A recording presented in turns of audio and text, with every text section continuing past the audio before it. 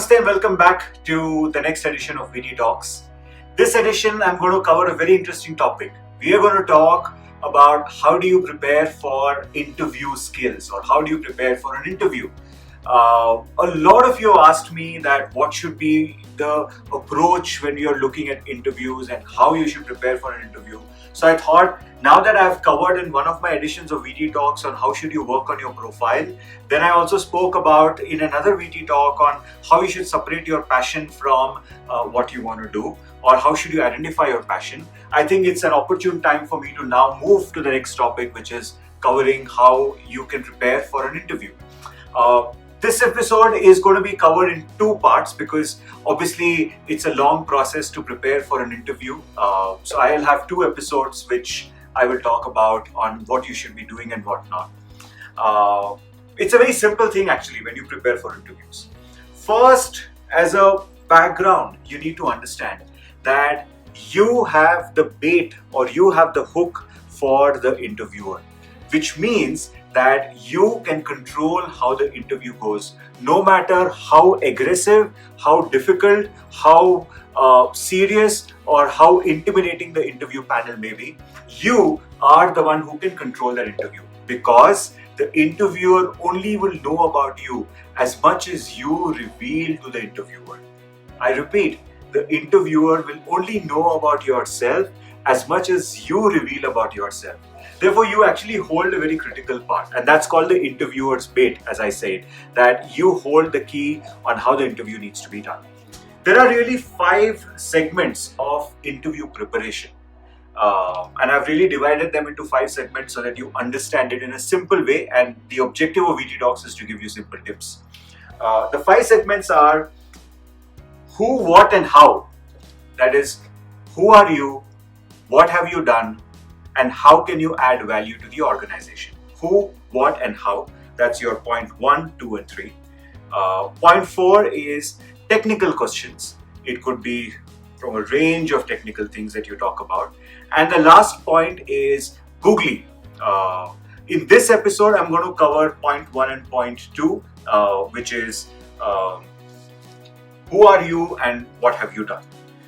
When you talk of who are you, that's really talking about your background. It's really talking about what your backdrop is. And I can really divide that into 3 aspects. First, your personal background.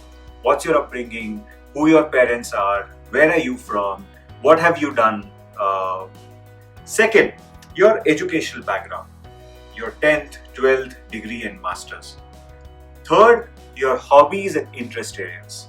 Now, these 3 are enough to start off a conversation about who you are. There's a formula that I want to give you here. When you use this formula, it'll be easy for you to prepare for this point number 1 of who you are. The formula is simple. KISS. K-I-S-S. Keep it short and simple. That's the simple formula that I can give you. So when you talk about who you are, remember KISS, and remember that you have to keep it as short and as crisp as possible. Okay, because that's not where you want to spend too much time in your interview. But you have to cover important aspects. So in who you are, you will talk about what is your family background, what is your educational qualification, and what are your hobbies. We'll move to the next point. The next point is, what have you done? Now this is again, when you prepare and when you're thinking of your interview, this is again a very critical point. What have you done really can be broken down into 3 or 4 points. And why am I breaking everything down into points is so that you understand in simple terms how you can deal with it. Point number 1 is think about 3 or 4 areas that you've worked on. Now, for example, I'm an HR professional, so I will think about areas, not jobs, but areas that I've worked on. For example, I've worked on recruitment, I've worked on engagement, I've worked on performance management, I have worked on employee retention, I've worked on rewards and recognition, so on and so forth. So think about 3 or 4 areas that you've worked on.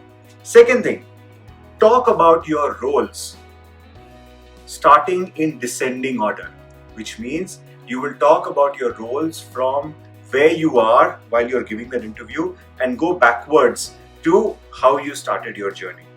This will really give an idea that you're organized and you know how the entire thing works. Third, and again I'm going to give you one formula here which has really helped me, and I'm sure it'll help you. This I learned when I was preparing for my MBA actually. It's called the PREP formula. The PREP formula is nothing but point, reason, example, point again. Now when you use a PREP formula to talk about your experience, it becomes very valid in the way you would really tell your point. Now for example, if I have to say that I've worked on recruitment, I will talk about I have worked on recruitment, point, reason. I worked on recruitment because I actually love doing recruitment and I like to recruit and interview people. Example, I have done recruitment in this company and I've hired so many people. Therefore, I like to do recruitment. So if you use the PREP format, it really helps you.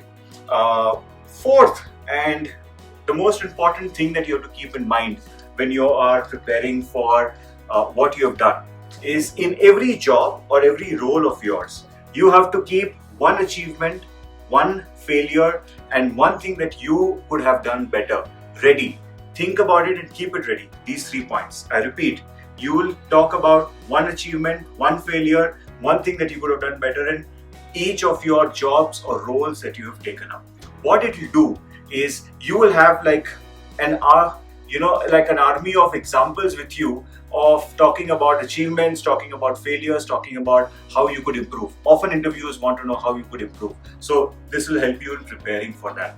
Now, I know it's very interesting when you talk about interview preparation. This is all I've got in this episode of VT Talks. I will talk about the other 3 points in the next episode.